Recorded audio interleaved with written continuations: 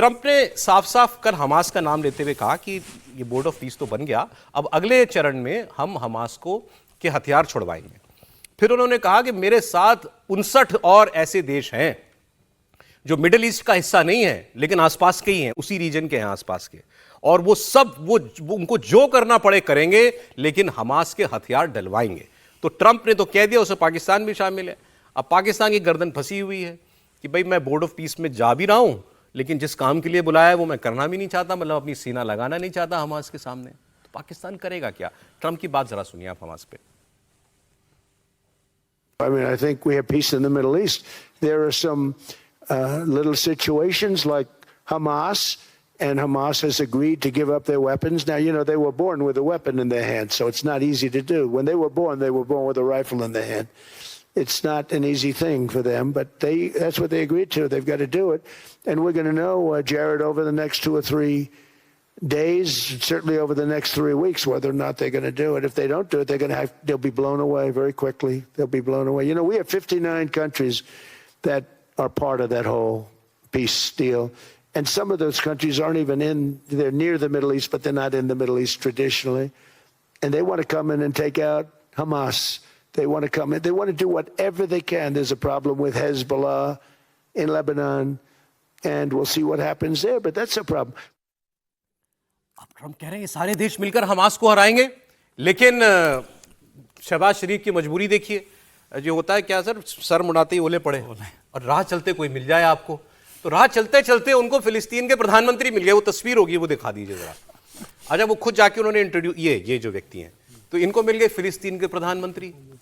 उन्होंने कहा मैं प्राइम मिनिस्टर ऑफ फिलिस्तीन। उन्होंने कहा oh how are you brother, how are you brother, doing great, doing great. अब उनको क्या पता ब्रदर तो फौज लेके आने वाला है, बोला हुआ है उसको ट्रंप ने कि फौज लेके ब्रदर के हथियार डलवाओ। तो ये प्रॉब्लम है उनकी, वो क्या करें। तो इस वक्त बहुत बड़ी दुविधा में है पाकिस्तान। मैं आपको अगला बयान सुनवाता हूं, उससे बहुत कुछ क्लियर हो जाएगा। आगे चलिए जरा। तो लोग, अब पाकिस्तान के जर्नलिस्ट जो हैं वो खुलकर ये कह रहे हैं कि अब पाकिस्तान एक कॉलोनी बन चुका है अमेरिका का। अमेरिका जो कहेगा वो हमें करना पड़ेगा।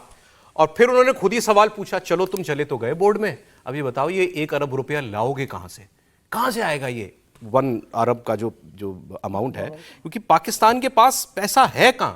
और उन्होंने ये भी कहा कि अगर पाकिस्तान फौज भेजने के लिए हां कर दे सीधे सीधे, तो हो सकता है ट्रंप ये 1 अरब रुपया माफ भी कर दे, लेकिन फौज तो भेजनी पड़ेगी। पैसा बचाना है तो फौज भेजो, फौज भेजोगे तो गर्दन नहीं बचेगी। अच्छा, एक आदमी ने थोड़ा और आगे बढ़ के पाकिस्तान में कहा कि हो सकता है ये 1 अरब रुपया हमारे लिए कोई और दे दे। 1 अरब रुपया हमारे लिए हो सकता है सऊदी अरब दे रहे। तो पूछा बगल वाले बैठ में, क्यों दे देगा वो तुम्हारे लिए 1 अरब रुपया? बोले उसके लिए तो चेंज है, 1 अरब रुपया उसके लिए कुछ नहीं है।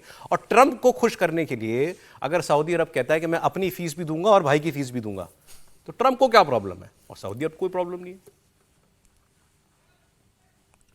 मतलब हर तरीके से एक किस्म से ट्रंप के सामने झुकना पाकिस्तान की मजबूरी है।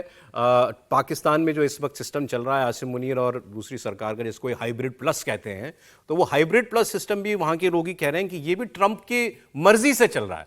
तो इसको इस नाव को झटका देने का जोखिम नहीं उठा सकते, इसीलिए बोर्ड ऑफ पीस में गए हैं और फौज भी भेजनी पड़ेगी। समझिए, $1 अरब कोई बहुत बड़ी समस्या नहीं है। ट्रंप कहेगा कि ठीक है मैं $1 अरब अभी आपकी तरफ से भर देता हूं, लेकिन समस्या सबसे बड़ी है कि पाकिस्तान ने कहा है कि हम 20,000 का सैनिक भेजेंगे तो पर सैनिक हमें $10,000 देना पड़ेगा।